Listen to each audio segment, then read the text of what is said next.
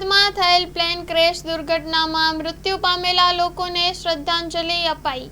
Story report by કરણ વાઘેલા, ભુજ। જે ગઈકાલે અમદાવાદથી લંડન જતી ફ્લાઇટનો ગોઝારો અકસ્માત, એક કલ્પના પણ ન કરી શકીએ કે આ ટાઈપનો અકસ્માત ક્યારે થઈ શકે, અને જેમાં જે બધા જ ફ્લાઇટમાં હતા અને હોસ્ટેલમાં હતા એ બધા લોકો જે મૃત્યુ પામ્યા છે એ બધાને જે દુઃખ સાથે આપણે એક શ્રદ્ધાંજલિ અર્પણ કરીએ છીએ। અને સાથે સાથે કચ્છના માધાપર, કોડકી, જે કચ્છના લોકો પણ એમાં મૃત્યુ પામ્યા છે એમને પણ શ્રદ્ધાંજલિ અર્પીએ છીએ।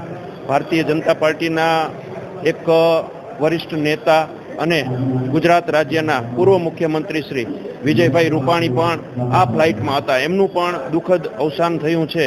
ત્યારે આ ખોટ પણ ક્યારે ન પૂરાય એવી ગુજરાતને ખોટ પડી છે।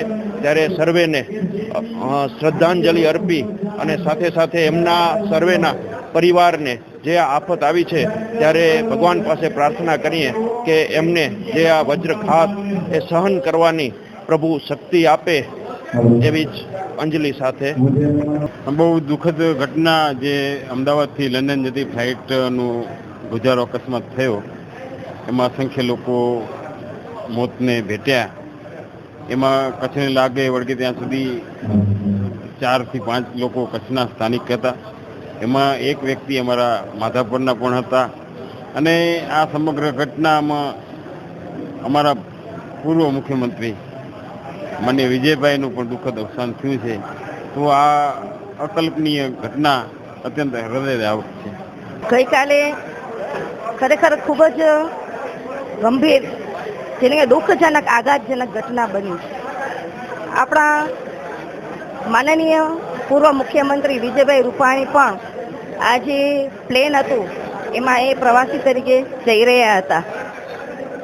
ખરેખર ખૂબ જ દુઃખદ બાબત કહેવાય કે આપણું જે એર ઇન્ડિયાનું વિમાન છે એ ગણતરીની મિનિટોમાં જ ટેકઓફ થવાની ગણતરીની મિનિટોમાં જે રીતે ક્રેશ થયું, અને એમાં જે 242 જે યાત્રિકો હતા અને એ પ્લેનનું જે બીજે મેડિકલની હોસ્ટેલ ઉપર પડ્યું।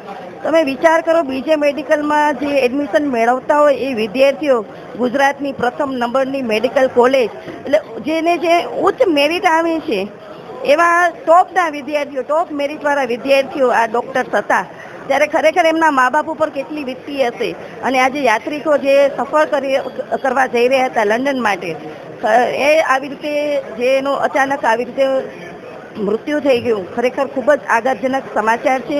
અમારા માધાપરના અમારા જ્ઞાતિજન એવા હિરાણી રમેશ પણ એમાં હતા, એમનું પણ દુઃખદ મૃત્યુ થયું છે। ત્યારે વિજયભાઈ રૂપાણી અને આજે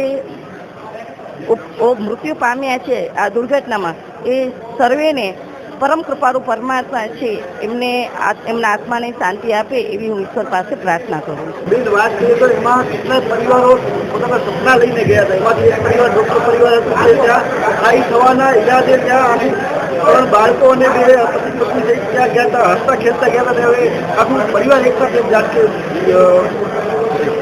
ખરેખર આ સંસારમાં ક્યારે શું થશે ન જાણ્યું જાનકી નાથે, કાલે સવારે શું થવાનું છે।